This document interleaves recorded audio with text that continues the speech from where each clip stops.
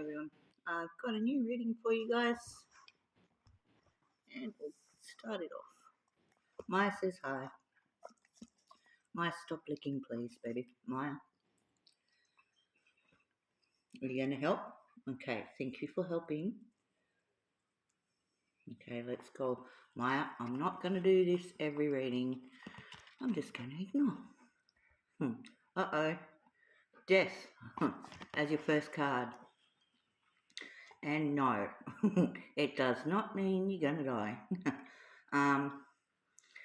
Look, the death card at the start of your reading is actually a positive sign. It very rarely signifies death. I've never had a card in a reading. I've never had a reading like with death in it.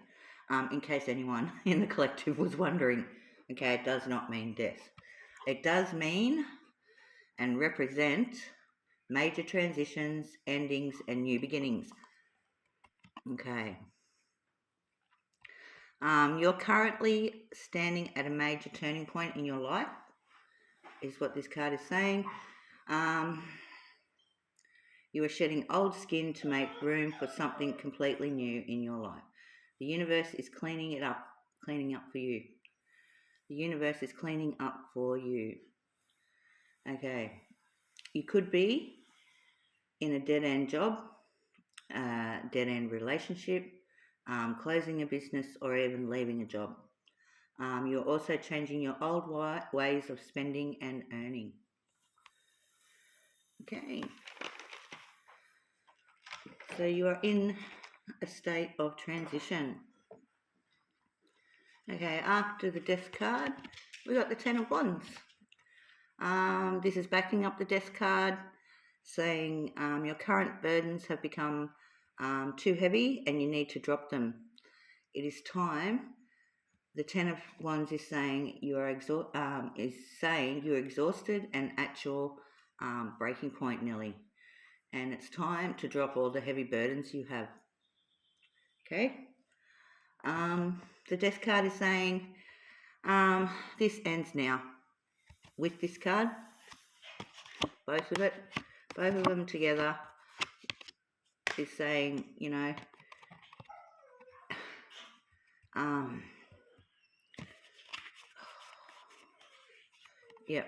The Death card is saying this ends, and this card is saying why.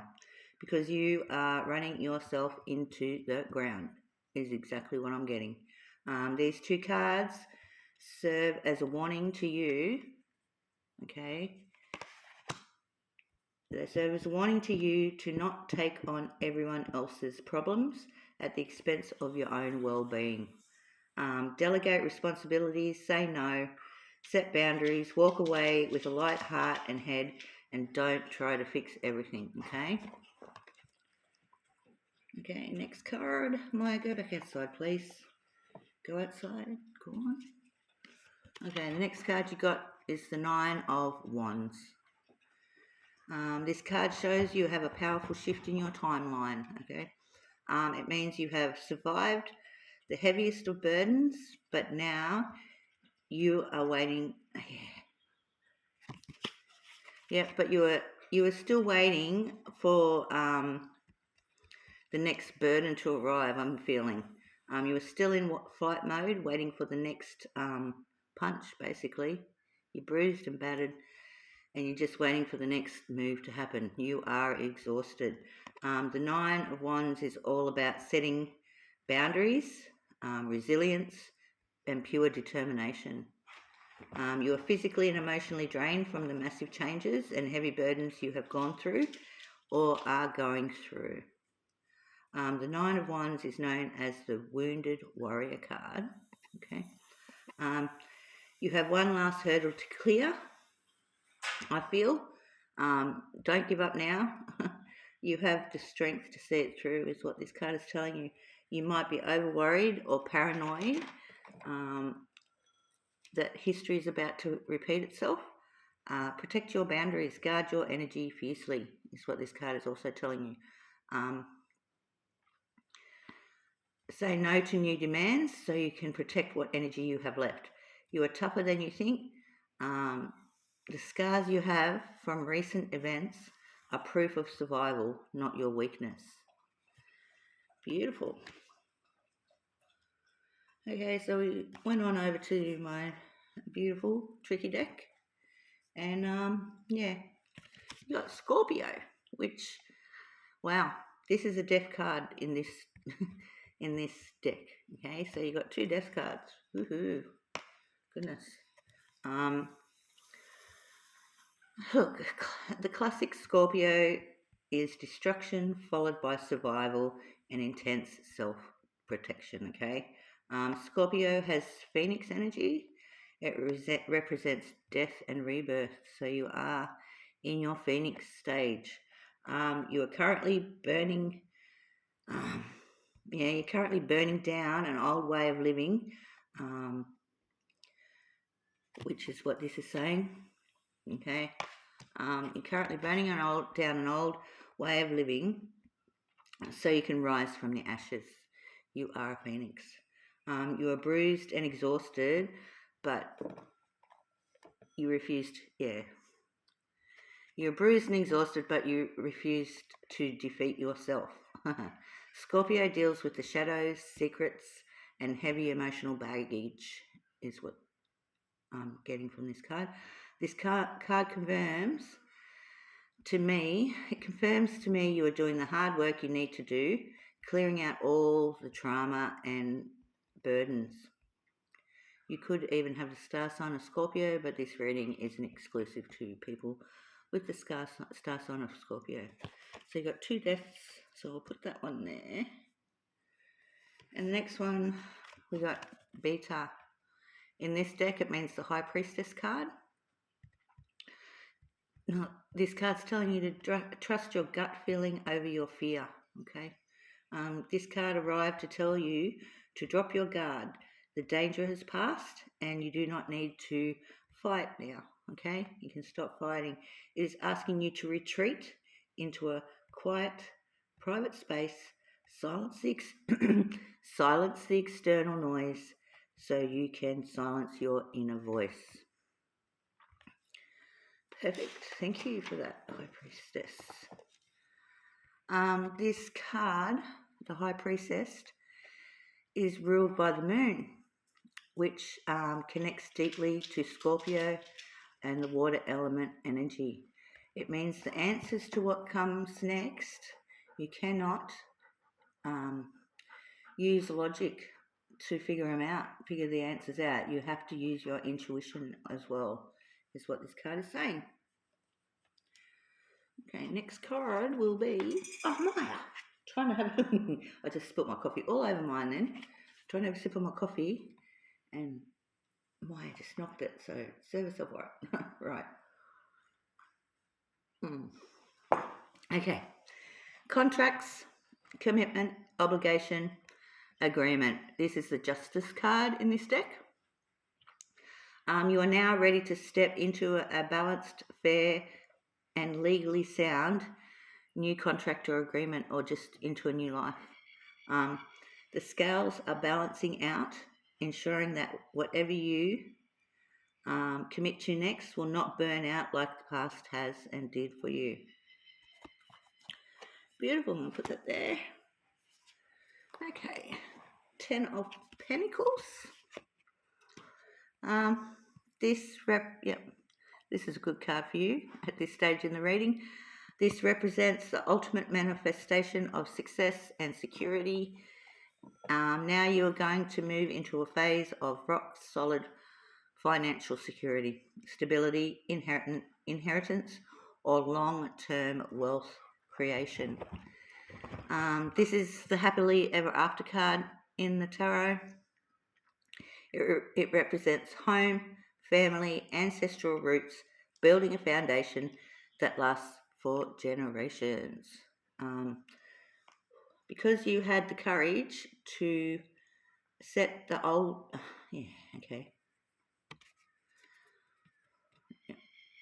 Okay, because you had the courage to let the old life die and set firm boundaries, you are now being rewarded with total financial security and a stable home and also long-term peace.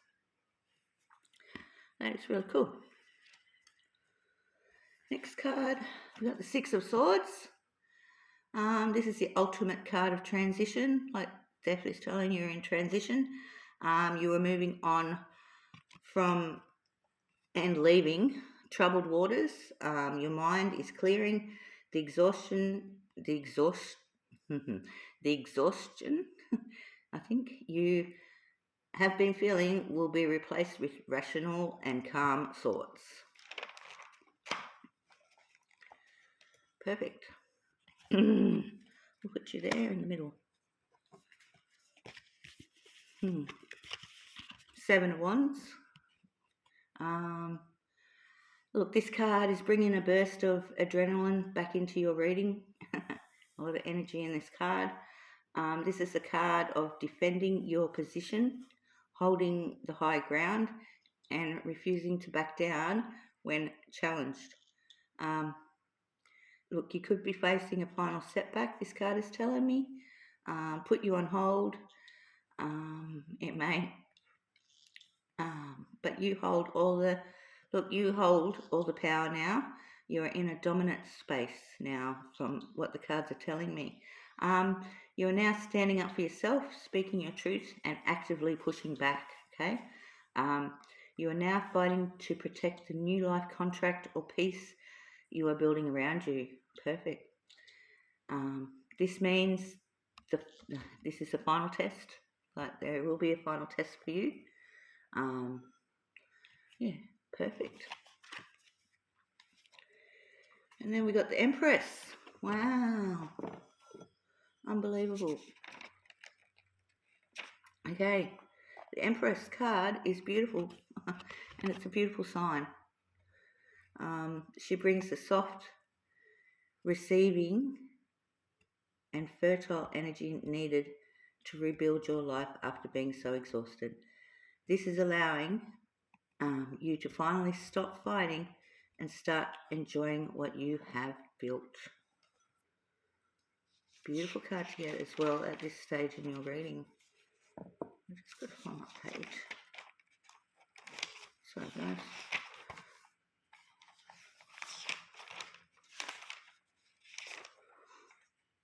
Yeah. Sorry about that. Okay. So yeah. Look. This is a good sign in your reading.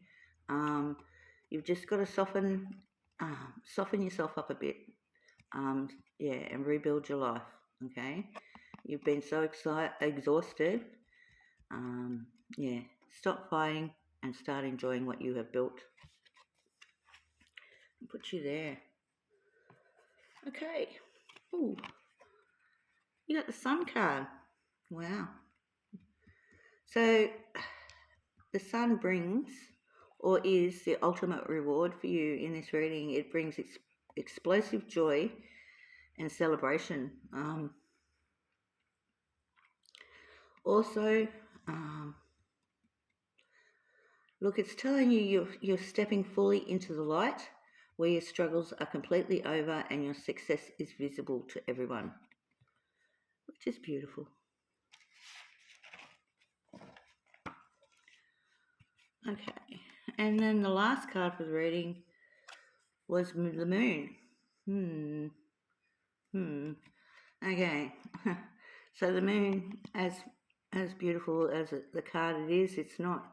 It means, look, once the initial excitement of your success and stability have settled in, you are entering a phase where things aren't quite what they seem.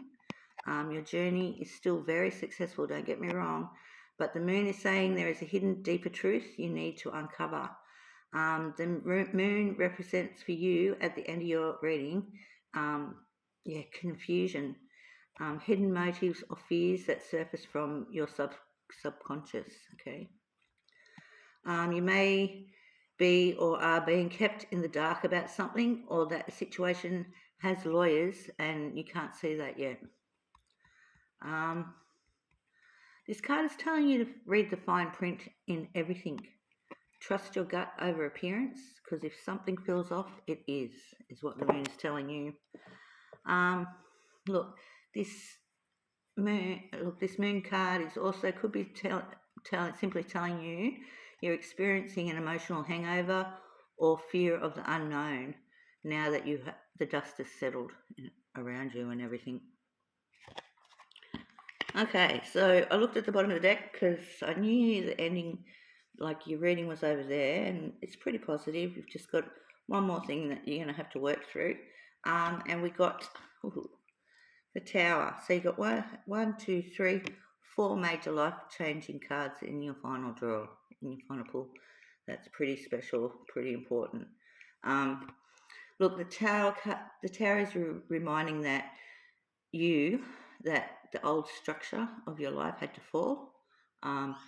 Combined with the moon, it means, or warns me, and it warns you that you are carrying an emotional echo of this trauma. Okay, so you've got a bit of emotional baggage from reading, rising from the ashes. You are a phoenix, but you're going to have a bit of emotional trauma from this.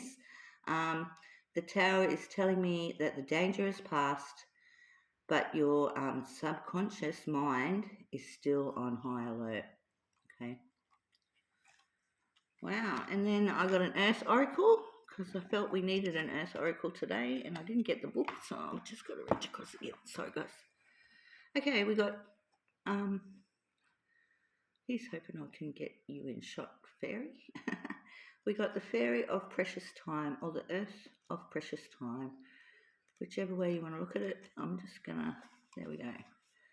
Okay. The Fairy of Precious Time wants you to experience every moment fully and to make the most of your precious time. Be mindful not to waste others' time either. Are you a clock watcher, or does it feel like the days are passing you by?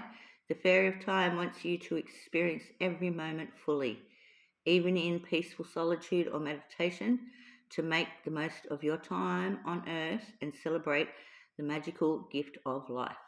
With time comes age, and with age often comes wisdom, which makes wisdom a precious gift from time, if we've learned the lessons that time has gifted us.